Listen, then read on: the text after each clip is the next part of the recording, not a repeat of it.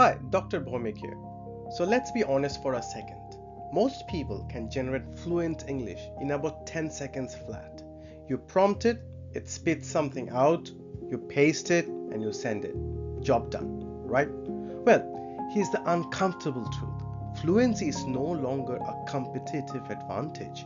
If your entire job is about asking AI, copy that output and forward it on, you're not really adding any value to it. You're acting like a human relay station. So the real question, the one that separates people who lead from people who just react, is this: can you actually audit what AI gives you? Can you challenge it? Can you improve on it? And that's the lesson all about today, the human audit. And honestly, it starts with your English. So, there are three types of people who encounter AI output. First person looks at it and says, well, all good, and moves on.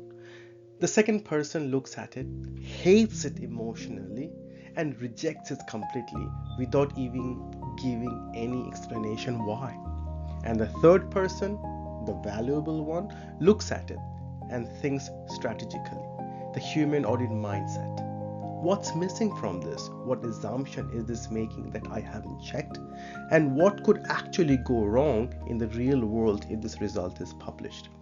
That shift from passive to analytical is a thinking skill.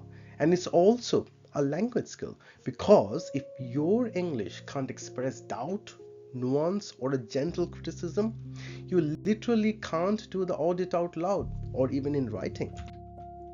So here's something I notice a lot. People speak in extremes. Either something is completely right or completely wrong. But strong professionals almost never talk like that. They use what we call modal verbs, something like might, could, should, etc. And it's not just politeness, it's actually a signal of intelligence. For example, this is wrong. It sounds so blunt. But what should sound more professional is this might lack context for our audience. Second one, the data is biased. But in order to make it sound more sharp, you could say that this could introduce bias if we are not careful. So see how the second version shows awareness of uncertainty? It doesn't just state a problem, it invites a conversation. That's the goal. Modal signal control, not weaknesses. So quick one, but very important. Two adjectives that a lot of people mix up and don't just use properly. Here's the thing. AI is usually very precise. It gives you clean, confident answers, but it often isn't very nuanced. It doesn't always account for your specific context, your company culture, your audience. The answer is precise, but it lacks nuance for how our team actually works. This sentence, that's the kind of thing a senior person says in a meeting, not because they use big words, but because they have noticed something specific about the quality of information. If every piece of feedback you give is just good and needs work, you're not showing depth. Try forcing yourself to use precise or nuanced in your next work message. Alright, now a little grammar lesson, but I promise it's very practical. We are talking about the second conditional. It's the structure you use when you want to think about risk or what could go wrong. And this is a huge for AI work, because your job isn't just to accept output, it's to stress test it. For example, if we relied on this output, it could lead to incorrect decisions. If the assumption were wrong, the whole conclusion would change. Notice the structure. If plus the past tense, it leads to would or could plus the verb. That's it. So why does this matter? Because it lets you talk about scenarios that haven't happened yet. You're not saying the AI is wrong. You are saying, what if it is wrong? That's the strategic thinking. That's leadership language. Now, this one is very subtle, but it might be the most useful thing in the whole lesson. How do you push back on an idea, whether it's from AI or from your manager, without sounding rude or arrogant or even aggressive?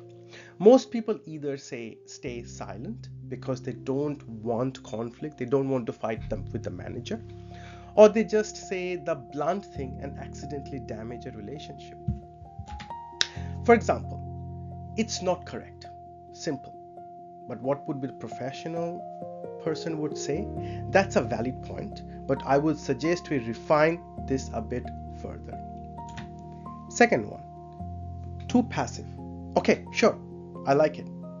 But assertiveness would be, I see the reasoning. However, this might not apply in all contexts.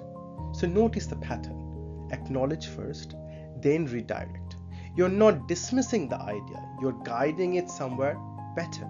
And that's the authority without aggression. So let's zoom in on something very small. Two words that professionals say all the time in AI conversations, and that a lot of people stress them wrong. These words are related, but the stress completely shifts. Say them wrong and most people won't correct you, but something in their brain registered it as slightly off. I know pronunciation can feel like the least important thing, but here's the truth. Credibility is built from dozens of small signals. The words you choose, the way you stress them, the confidence you carry, none of it alone is huge, but together it shapes how people perceive your expertise. So I hope you understood the difference between automation and automatic. Okay? So here's the word I want you to start using. Synthesize. Here's the difference. When you summarize, you repeat the main points of something.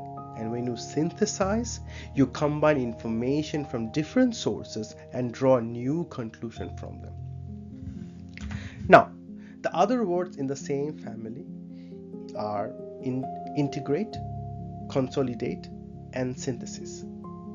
If you are only repeating what you read, you're duplicating, not adding any value. So I told you in a previous slide that if you're not adding any value to any information or to any context, then you're not that human enough. So the goal is to build on what's there. AI will give you an input and you cannot just blindly copy paste it. You need to use your brain to analyze, is that input or the output given is correct or not, and then you add extra value to it. So here's something very fun. The vocabulary you use when talking about AI work tells people instantly what level you're operating at. For example, what sounds like a junior? Can you make this better? And a senior person would say, let's iterate on this with tighter constraints. So polished. The AI said something wrong, and what a professional senior would say, the output needs fine-tuning. The parameters were too broad. So you don't need to force them in. Just notice when you are about to say, make it better, and ask yourself, what do I actually mean? And that pause, that precision, that's what makes you sound like someone who is in total control. Okay. I gave you a lot of information. Now this is the last slide. And this is the one that ties everything together that we talked about so far. The human audit isn't just about noticing problems. It's about leading to action. That means using decisive and decision-based language, words that carry ownership and judgment. For example, I would recommend we prioritize accuracy over speed in this case, and here's why. That sentence shows judgment. It shows you are not just passing information along, you are taking responsibility for a direction. And here's the honest truth to end on. AI does not replace people who think. It replaces people who just repeat. A parrot, a sheep. Don't be a parrot, don't be a sheep.